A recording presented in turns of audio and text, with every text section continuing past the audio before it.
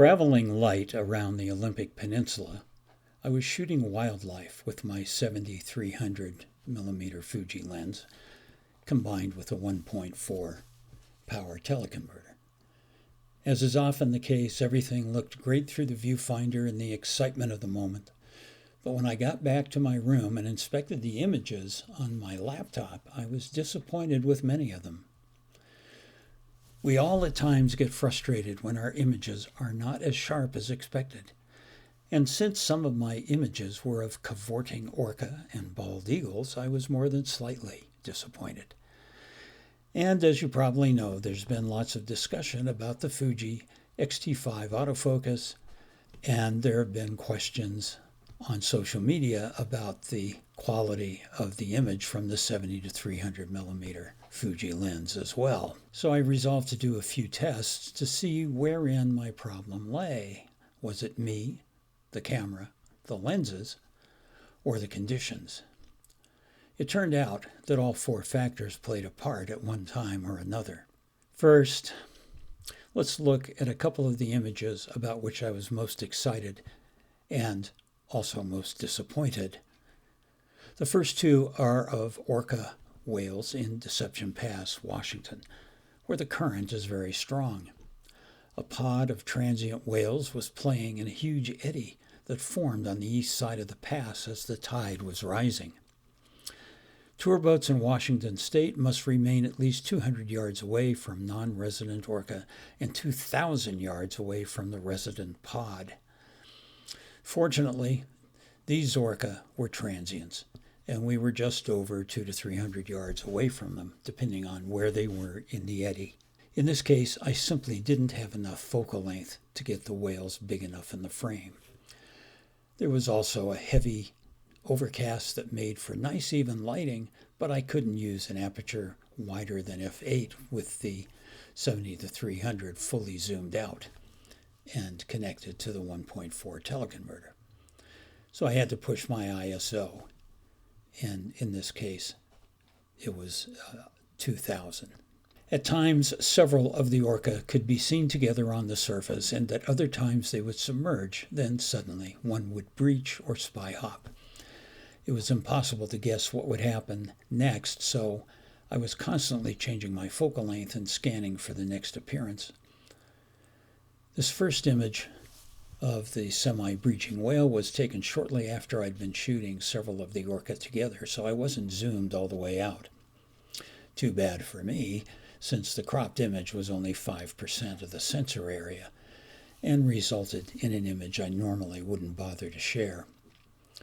The second orca image represents about 16% of the sensor area and is clearly much better, though not something I'd submit for anything but research purposes.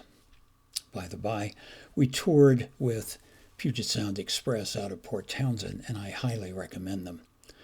I also advise going on a Monday and making sure you're on the smaller boat so there won't be as many people aboard.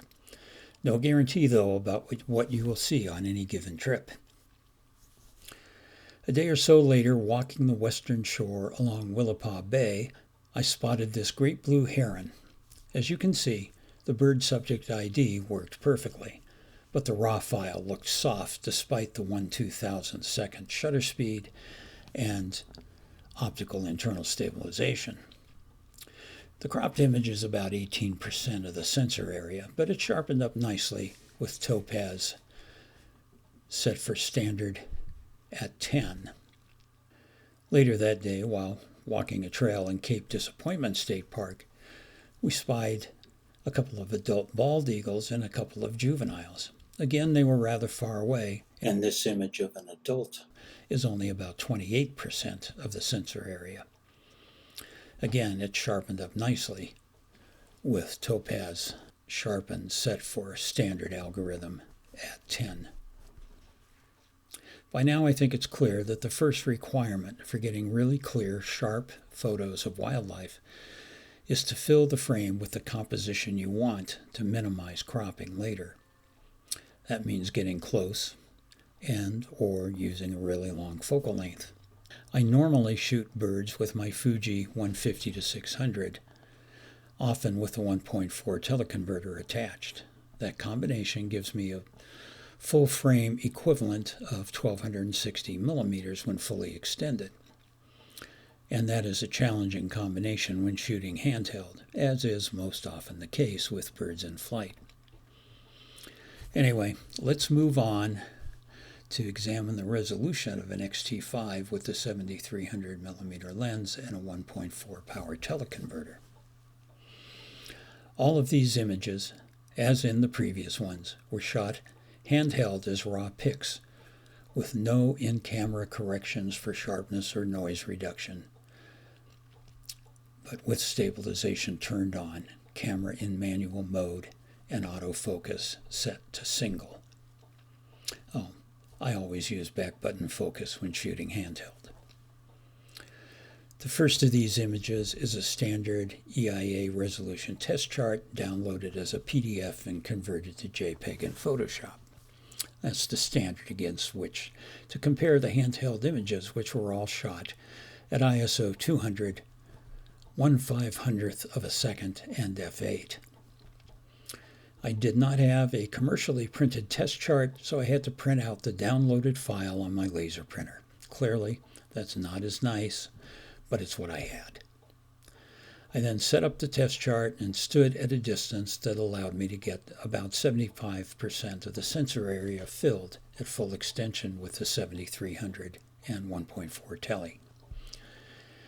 I adjusted exposure and clarity in camera raw and then sharpened in Topaz Sharpen with the standard algorithm set to 10. To my eye, the handheld image resolution looks very, very close to the downloaded target.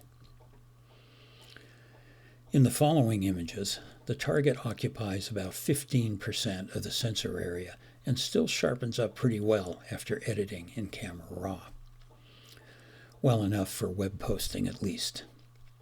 So in conclusion, when shooting birds in flight, I will now be keeping my shutter speed at 1/2000th or higher while trying to have the subject animal filling at least 25% of the sensor area. As for ISO and f-stop, that will depend on available light and how much zoom I have to use. The 7300 millimeter lens itself is f4 to f5.6, but with a 1.4 teleconverter, it is f8 at full zoom, and the 15600 f5.6 to f8 is at best f11 at full zoom when used with the 1.4 tele.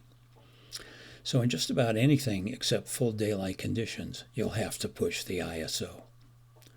Hope this was helpful. Cheers and good shooting.